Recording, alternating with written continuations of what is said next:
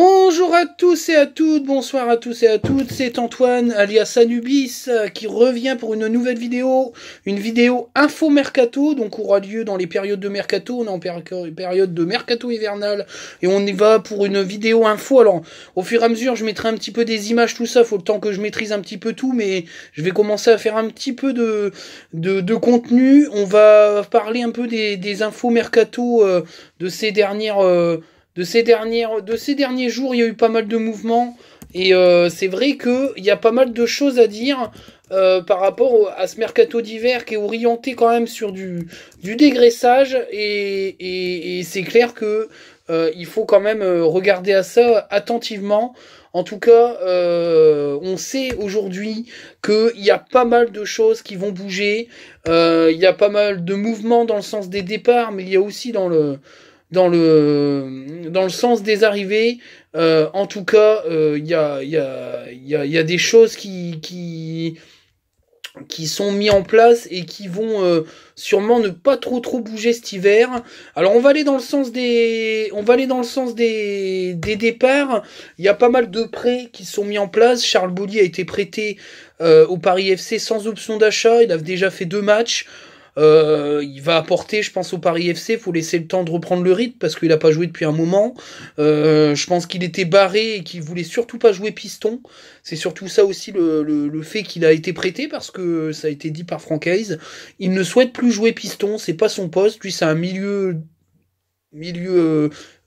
sur le milieu latéral, on va dire milieu gauche ou milieu droit. Je crois que c'est, si je dis pas de bêtises, il doit jouer à gauche. Et donc il voulait plus jouer piston, et dans la tactique de Hayes, il avait peu de chances d'avoir du temps de jeu en ne jouant pas piston.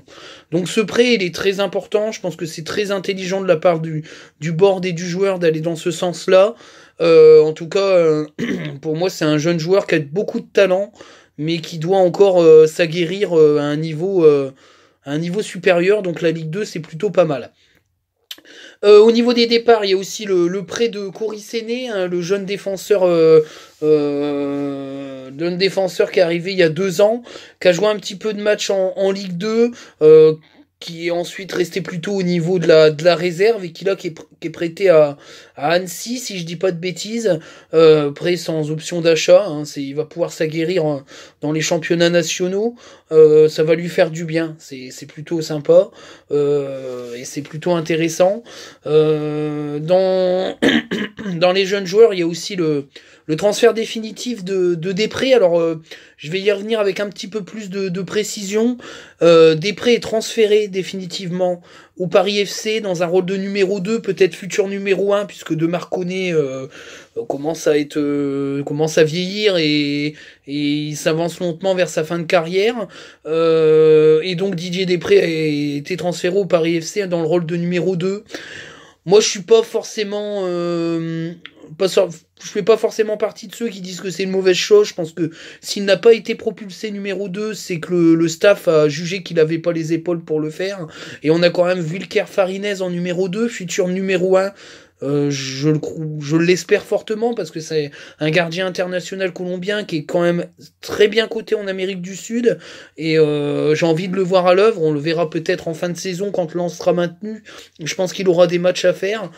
D'après ce que j'ai compris, dans le contrat de prêt avec option d'achat, il y a un nombre de matchs obligatoires, donc je pense qu'on va voir Farinez jouer, c'est sûr et certain. Donc j'ai hâte de voir ça. Voilà, j'ai hâte de voir Farinez, et du coup Després avait pas sa place. Alors est-ce que il y aura un nouveau troisième gardien de recruter? Est-ce que ça sera le petit Pandore qui viendra faire le troisième? Je sais pas encore, mais en tout cas Després faisait plus partie du plan de Hayes dans cette équipe. Il a jamais été appelé. Donc voilà. Après, la sortie de son agent en début de saison n'a pas aidé non plus. Donc voilà, c'est vrai que c'est un prêt c'est un transfert qui était dans l'air du temps. Alors pas au Paris FC, j'avais pas l'info, mais on savait qu'il allait être transféré cet hiver. En tout cas, voilà, c'est fait. Un autre prêt avec option d'achat qui me paraît très important, et c'est un petit peu mon coup de gueule de cette vidéo info mercato, c'est Robaille. Voilà, on a la certitude aujourd'hui que Robaille n'était pas fait pour jouer au haut niveau. Il est talentueux, mais il supporte pas la pression.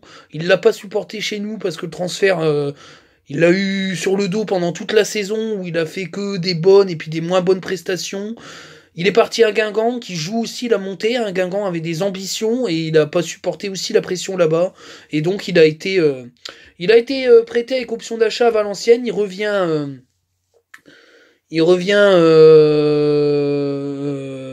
de ce fait au Bercail valenciennois où il n'y a pas de pression, où ça joue rien.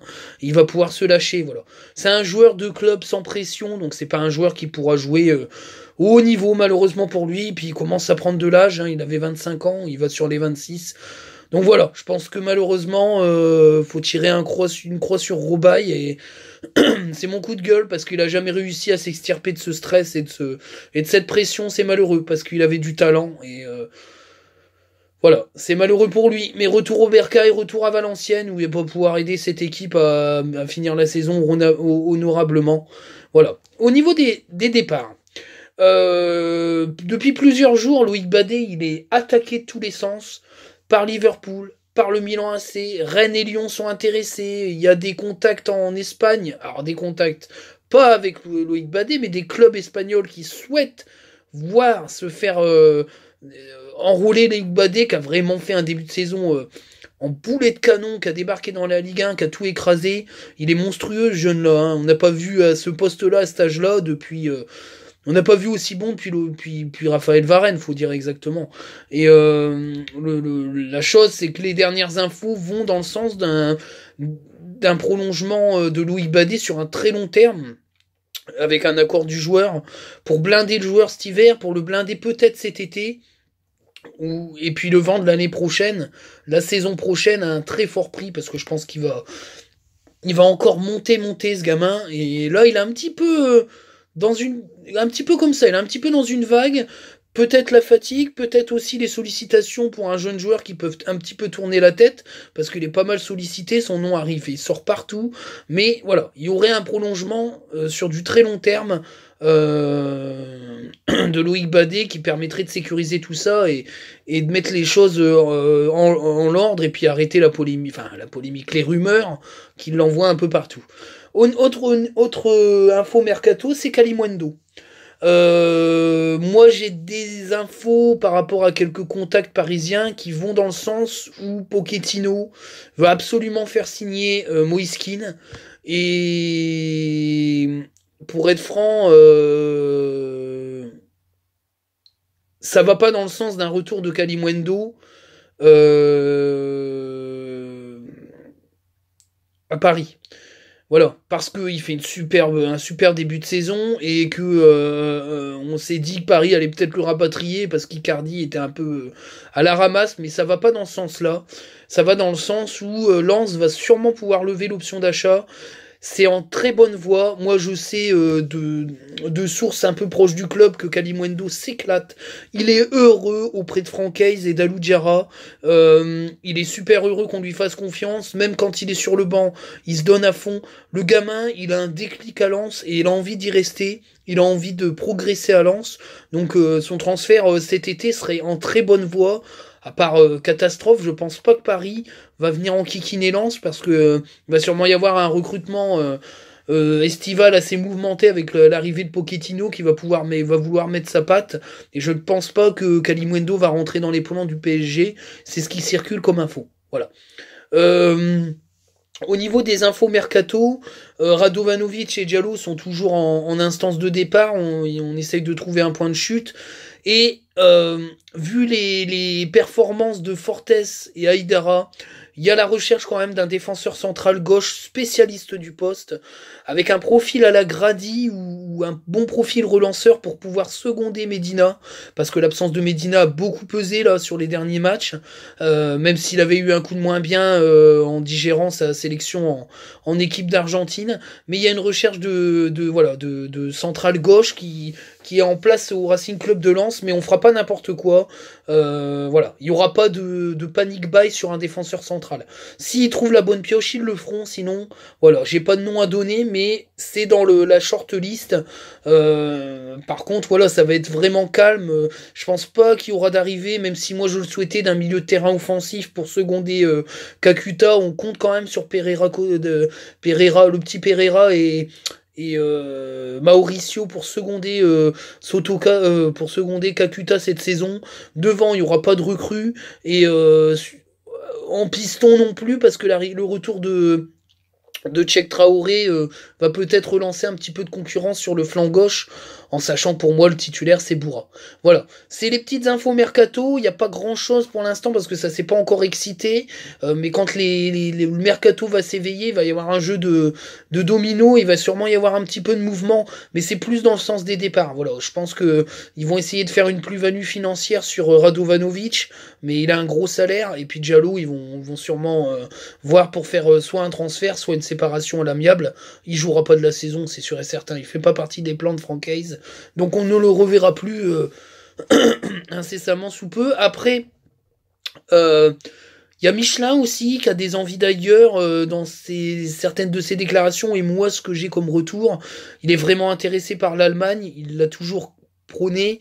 Peut-être, mais c'est en tout cas du guillemet, que si ça s'agite en Allemagne, il y aurait peut-être un regard du board sur les propositions, en sachant que Cheikh Traoré pourrait seconder Klose, puisque Traoré peut jouer à gauche et à droite.